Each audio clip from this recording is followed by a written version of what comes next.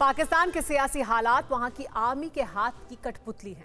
अगर वहां लोकतांत्रिक सरकार भी हो तब भी अघोषित रूप से आर्मी चीफ वहां का शासक होता है। ऐसा इसलिए क्योंकि सेना के बल पर वो जो चाहे कर सकता है, यहां तक कि तख्ता पलट भी। लेकिन यह भी जरूरी नहीं है कि यह ताकत हमेशा सुरक्षित रहे। कभी कभी हालात उम्मीद से बिल्कुल उलट हो जाते हैं। ऐसा इसलिए क्योंकि वहां सर्वशक्तिमान सेना से ज्यादा ताकतवर भी कोई मौजूद है, वो है आतंकवादी संगठन। इसलिए जब भी हालात पाकिस्तानी सेना के दायरे से बाहर जाते दिखते हैं तो वो आतंकवादियों से समझौता कर लेती है। ऐसा ही इस बार भी हुआ है। आखिर किस आतंकी संगठन से हुआ है ताजा तरीन समझौता, देखिए इस रिपोर्ट में।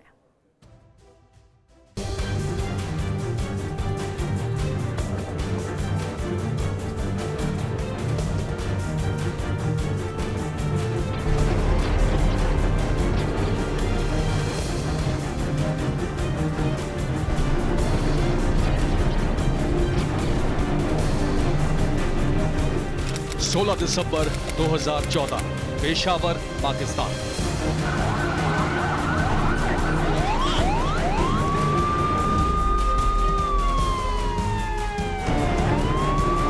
आर्मी स्कूल में बच्चों पर ऑटोमेटिक वेपन से हुए अटैक का वो दिन ना तो भुलाया जा सकता है, ना ही उन मासूमों के सबसे भारी जनाजों से मुंह फेरा जा सकता है।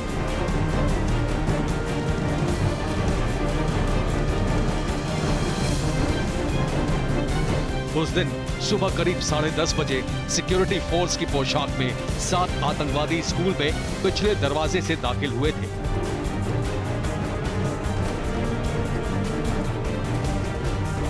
ऑटोमेटिक वेपन से लैस ये सभी दहशतगर्द आसानी से स्कूल के ऑडिटोरियम की तरफ बढ़े और अंधाधुंध गोलियां बरसाई।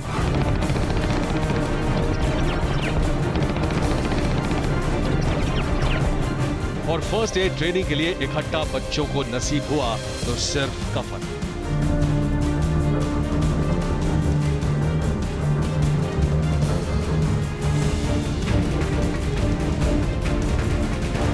वो आतंकवादी सिर्फ इतने में ही नहीं रुके थे। स्कूल के एक क्लासरूम में घुसकर उन्होंने गोलियां दागी और कुछ ही मिनटों में पूरे स्कूल के अंदर मासूमों के शव बिछ गए।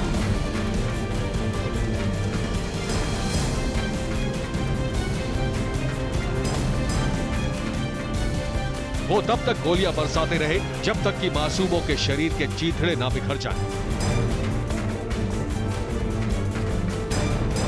इस कत्लेआम के करीब 40 मिनट बाद पाकिस्तानी आर्मी ने मोर्चा संभाला और 6 घंटे तक ऑपरेशन चलाया।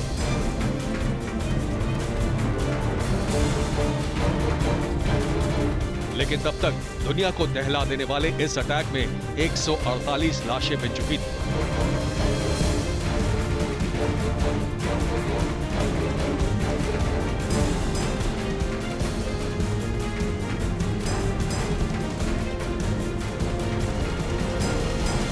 जिनमें 132 बच्चे शामिल थे और दुनिया के इस सबसे बड़े कलंक की जिम्मेदारी ली थी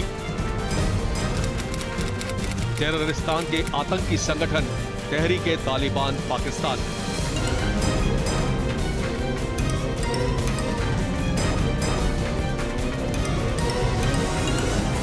वाया अफगानिस्तान, पाकिस्तान की टेरर फंडिंग पर जिंदा ये वाहिद ही ऐसा आतंकवादी संगठन है जिसके 4 आतंकवादियों को पाकिस्तानी मिलिट्री कोर्ट ने फांसी की सजा सुनाई थी। इसके अलावा पाकिस्तान में शरिया कानून लागू करने का ख्वाब देखने वाले इस टेरर ग्रुप पर बैन भी लगाया गया।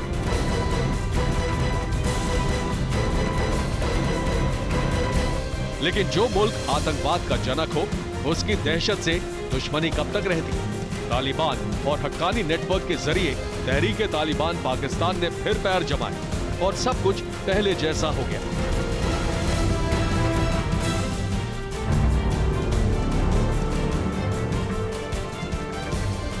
तहरीक-ए-तालिबान पाकिस्तान ने अपना क्षेत्र अफगान सीमा पर बनाया।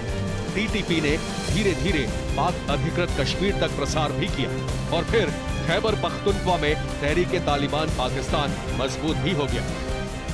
अफगानिस्तान के तालिबान से पाकिस्तानी तालिबान को आर्थिक मदद मिलने लगी। इसके बाद अफगानिस्तान में तालिबान राज कायम होते ही टीटीपी ने सर उठा लिया।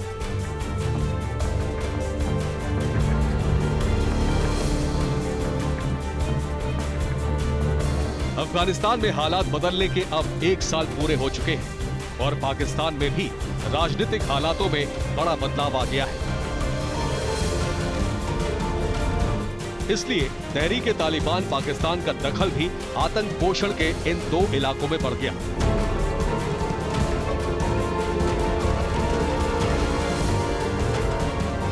नतीजतन कुछ ऐसा भी हुआ जो इंसानियत के नाते सबसे बुरा कहा जा सकता है।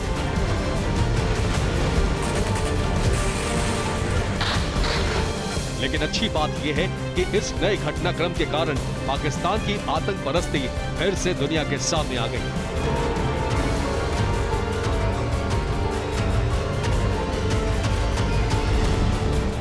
मई 2022 काबुल, अफगानिस्तान।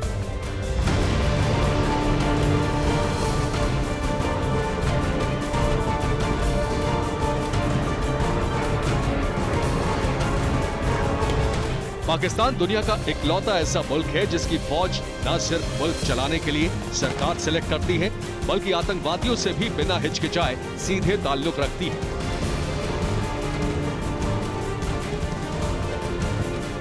इसलिए पाकिस्तान में हुए धमाके, फोर्स पर अटैक, मासूम बच्चों की हत्या से मुंह फेर कर भी पाक आर्मी ने तहरीक तालिबान पाकिस्तान से सीक्रेट समझौता कर लिया।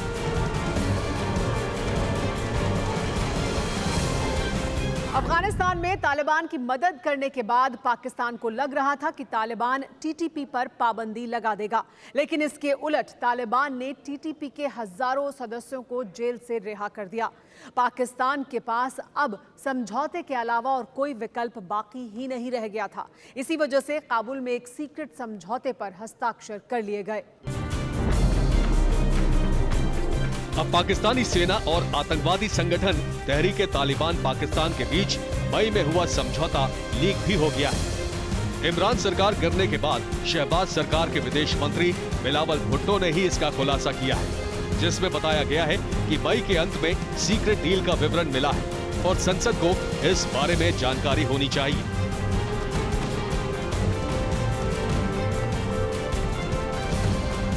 लेकिन संसद में 2 सुनवाई होने के बाद भी इस बात के कोई सबूत नहीं मिल सके कि समझौते से जुड़ी कोई कार्रवाई शुरू हुई है। दावे के तहत पाकिस्तान सरकार और टीटीपी के बीच बातचीत वाला 7 पेज का समझौता हुआ है। हालांकि पहले बताया जा चुका था कि कोई भी करार संसद की मंजूरी के बिना नहीं होगा, लेकिन दावा यह भी किया जा रहा है कि समझौते को लेकर कई बिंदुओं पर सहमति बन चुकी थी और जिस वक्त इस समझौते की ब्रीफिंग संसद में दी जा रही थी, तब तक तालिबानी कैदियों की रिहाई शुरू हो चुकी थी।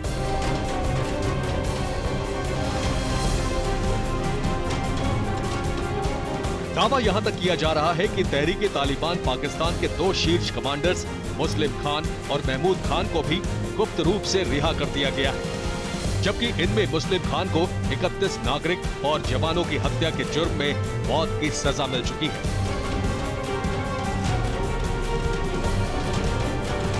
वहीं महमूद खान को चीन के इंजीनियरों की किडनैपिंग में 20 साल की सजा सुनाई गई थी। इस केस को लेकर संसद में हुई दूसरी ब्रीफिंग के दौरान हैरान करने वाला खुलासा यह भी हुआ कि टीटीपी के दोनों ही टॉप कमांडर्स को राष्ट्रपति के क्षमादान के तहत छोड़ा गया है।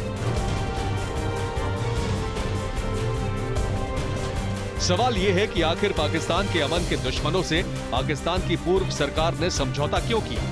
ऐसी क्या मजबूरी थी और पाकिस्तानी सेना ने किन बिंदुओं पर समझौते को सहमति दी? जबकि तहरीक तालिबान पाकिस्तान के आतंकवादियों ने आम आवाम के साथ साथ पाकिस्तानी फोर्स के जवानों को भी भारी नुकसान पहुंचाया है। सूत्रों के हवाले से समझौते के मुख्य बिंदुओं में टीटीपी के आतंकियों को एक क्षेत्र में आजादी दी गई है। वहीं पाकिस्तानी सेना तहरीक तालिबान पाकिस्तान पर मेहरबानी दिखाने को तैयार है।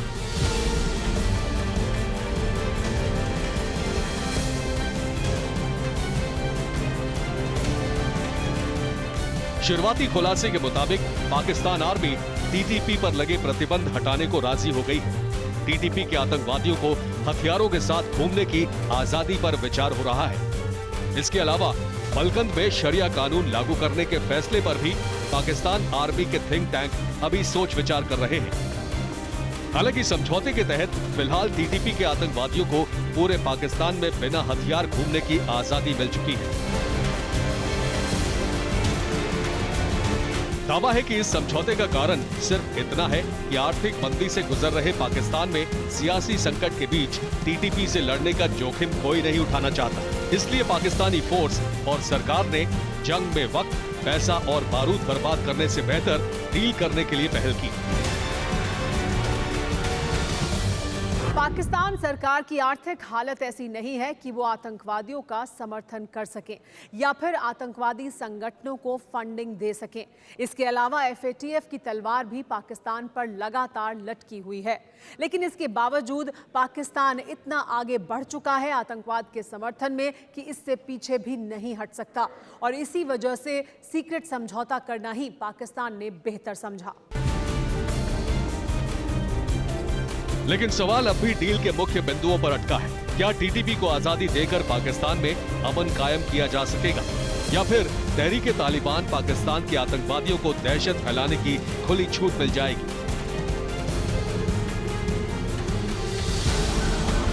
क्या हिंसा का वो दौर पाकिस्तान फिर देखेगा जिसमें मासूमों का खून तक शामिल है?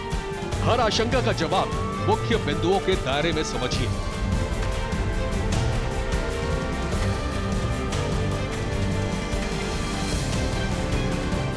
टीटीपी से समझौते के तहत पाकिस्तानी सेना सीमावर्ती क्षेत्र से 60% फौज वापस बुलाएगी। इसके अलावा बाकी फोर्स को भी छावनियों तक सीमित रखेगी। टीटीपी के आतंकियों को अफगान पाकिस्तान के बीच आजाद घूमने के लिए सुरक्षित मार्ग मिलेगा। इसके अलावा टीटीपी के आतंकवादियों की अफगान तालिबान से लड़ाई की सूरत में भी पाकिस्तानी सेना सुरक्षित मार्ग देगी।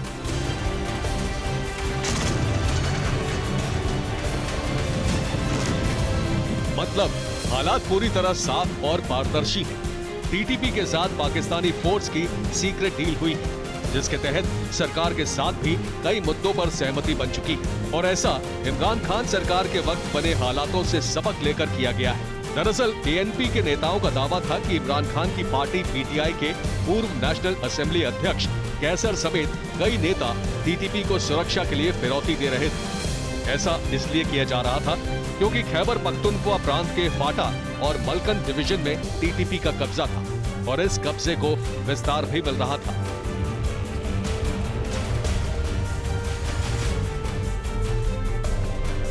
हालांकि ये कोई पहली डील नहीं है। इससे पहले भी ऐसी कई डील हुई है जिसमें पाकिस्तानी आर्मी के चीफ बाजवा का ही अहम रोल था। इस रोल की अहमियत समझने के लिए बने रहिए हमारे साथ।